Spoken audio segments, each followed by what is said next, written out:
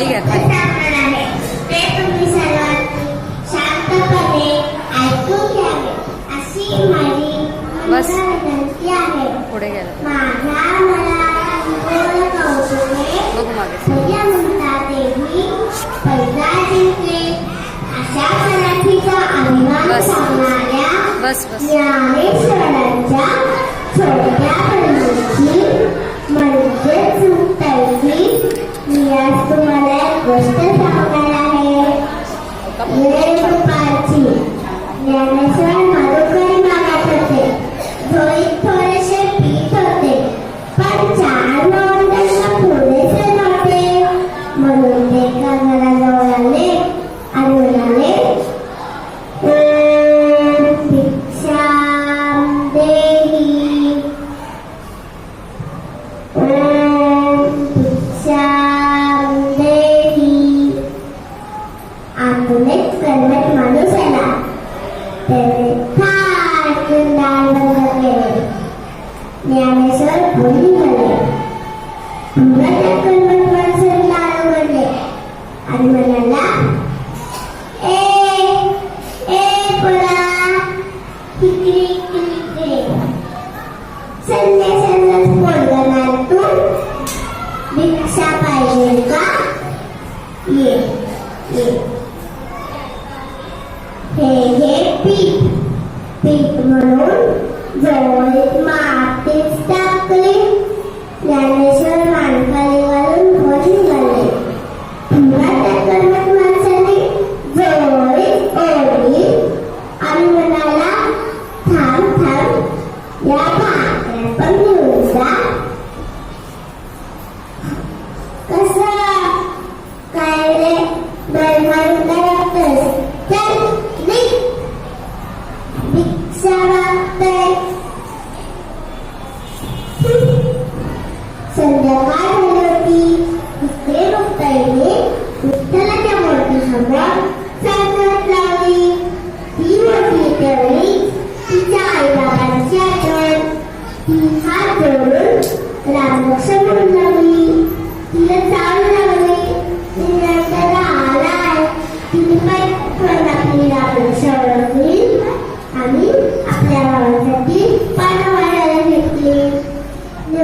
त्याने सोपानी बसले. तेव्हा तिने विचारले हे काय दोघच कसे? या त्याला कुठे त्याला भूक नाही म्हणतो. सोपानाने उत्तर दिलं भूक नसायला काय झालं? चाल मीच बोलवून करते त्याला असे म्हणून मुक्ताई पुट्टाजवळ गेली. ते खोपट म्हणजे तिच्या ज्ञानदादाची एकांत जागा.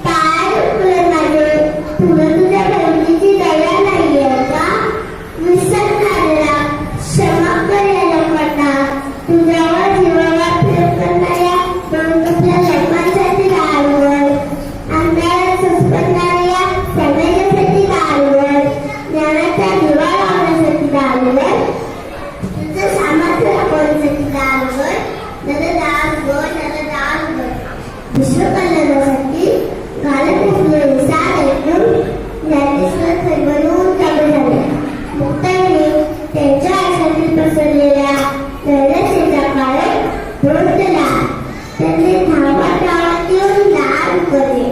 दारात ठोठाची वरपुटेला उचलून घेतले आणि म्हणाले, मुक्ता, तू आईची उद्धार करते झालीस. तू मला संतांची झटई असणाऱ्या गुणांची आठवण करून दिली आहेस. मला आता विश्वकल्याणाच्या कार्यात भाग घ्यायचा आहे.